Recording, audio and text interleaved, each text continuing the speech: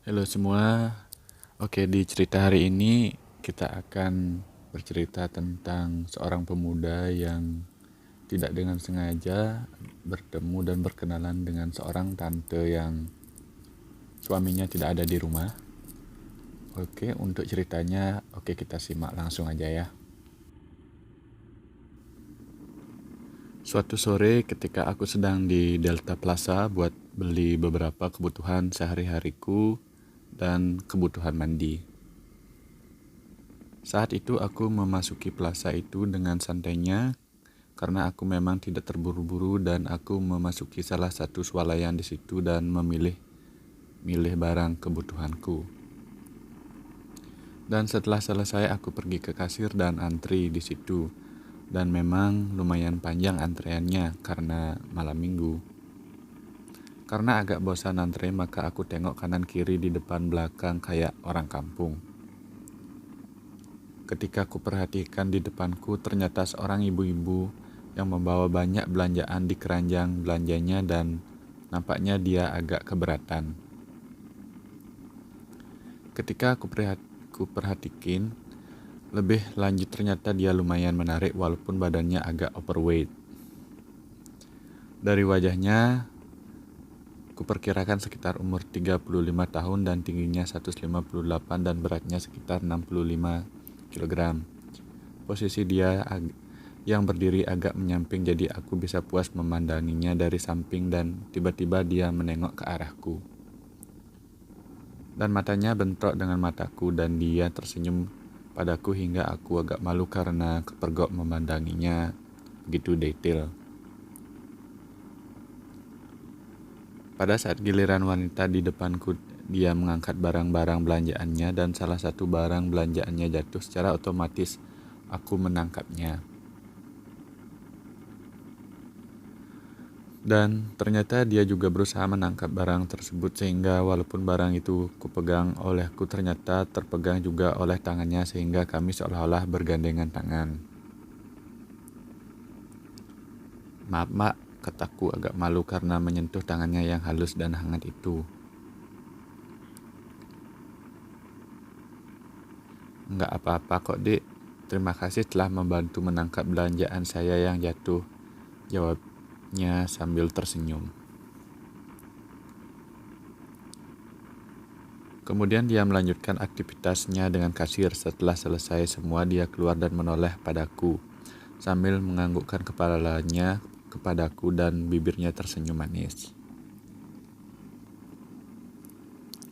Dan aku pun menganggukkan kepala sambil tersenyum.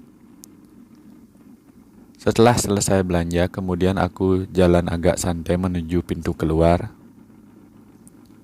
Ternyata di lobi, wanita itu masih berada di lobi tersebut dan di sampingnya banyak belanjaannya. Kemudian aku lewat di depannya dan dengan cueknya dan pura-pura nggak mengenalinya. Dek, kata wanita itu sambil mengejarku. Iya mbak, ada apa? Ini mbak yang tadi ya, kataku. Ya dek, adek mau bantu mbak nggak dek? Tanya wanita itu. Kalau saya bisa membantu mbak dengan senang hati saya bantu mbak. Oh ya, nama saya Doni, kataku sambil mengulurkan tanyaku. Saya Ida, kata wanita itu sambil mengulurkan tangannya. Apakah yang bisa saya bantu mbak, katanya. Itu barang-barang mbak, kan banyak jadi bingung bawanya ke mobil mbak.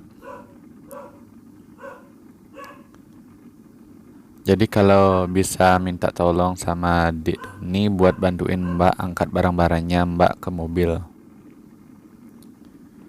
Itu pun kalau Dek Doni enggak keberatan, kata wanita itu sambil tersenyum tetapi tatapannya penuh permohonan.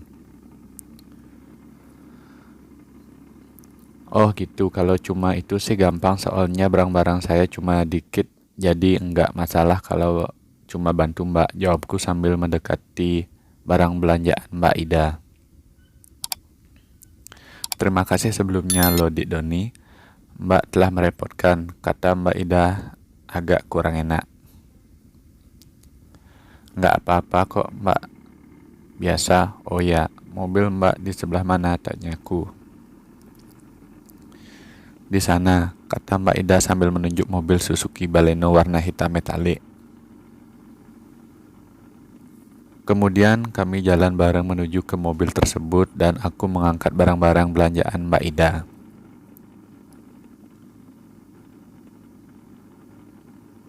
Lumayan berat sih, tapi demi Mbak yang menarik ini aku mau. Setelah meletakkan seluruh barang belanjaan Mbak Ida, kemudian aku pamit pergi. Terima kasih loh Dik Doni telah membantuin Mbak. Oh ya Dik Doni, rumahnya di mana? Tanya Mbak Ida. Rumah saya di Jalan M. Jawabku pendek sambil memandang Mbak Ida yang benar-benar cantik. Kalau gitu kita barengan aja pulangnya, soalnya Mbak rumah di perumahan G. Jadi kan dekat, jawab Mbak Ida. Enggak usah Mbak, entar ngerepotin Mbak.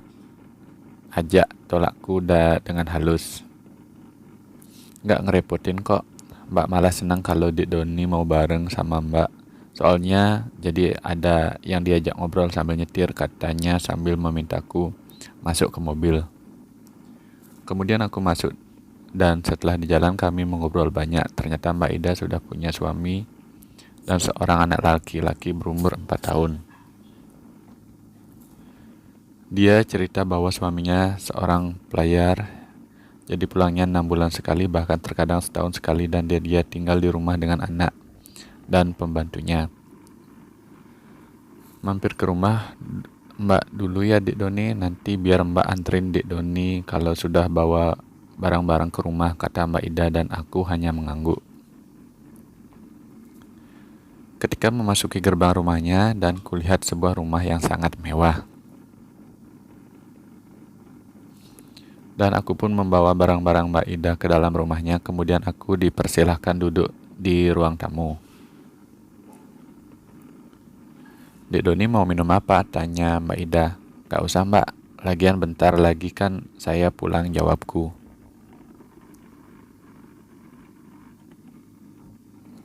Minum dulu deh sambil kita ngobrol. Mbak sudah lama gak ada teman ngobrol. Mau susu dingin? Tanya Mbak Ida. Boleh, jawabku singkat sambil nunggu minuman. Dik Doni tonton aja dulu, kata Mbak Ida sambil mengambil remote TV dan menyerahkannya kepadaku. Kemudian dia pergi ke belakang untuk mengambil minuman buatku. Ketika kehidupan TV ternyata otomatis ke DVD dan filmnya ternyata film warna biru. Cuek aja aku tonton. Enggak kusadari ternyata Mbak Ida lama mengambil minuman dan aku pun asik nonton film tersebut. Suka nonton gituan ya Dik? Tanya Mbak Ida mendadak sudah berada di belakangku. Aku tersentak kaget dan malu, lalu kumatiin TV-nya. Kulihat Mbak Ida sudah ganti pakaian. Sekarang Mbak Ida semakin memakai celana pendek dan baju yang ketat, sehingga nampak lebih cantik dan kulitnya yang begitu putih bersih. Aku hanya bisa memandangnya tak berkedip. Gak usah dimatiin Dik Doni, kan sudah besar, ngapain malu nonton gituan. Mbak juga suka nonton film gituan, jadi baiknya kita ngobrol sambil nonton bareng, kata Mbak Ida. Lalu kuhidupkan TV tersebut dan kami mengobrol sambil nonton film tersebut. Ketika aku perhatikan, ternyata napas Mbak Ida nampak nggak teratur. Nampaknya Mbak Ida sudah menahan keinginannya. Dan Mbak Ida tiba-tiba merapat ke tubuhku sambil tangannya memegang tanganku. Kemudian dia berusaha mendekatkan wajahnya ke wajahku. Jangan Mbak, kataku. Kenapa Dik? Apa Mbak sudah terlalu tua sehingga nggak menarik lagi buat Dik Doni? Kata Mbak Ida. Bukan gitu Mbak. Mbak sih cantik dan muda. Lelaki mana sih yang nggak tertarik sama Mbak? Tapi kan Mbak sudah punya suami dan nanti kalau dilihat sama pembantu Mbak kan nggak enak, jawabku.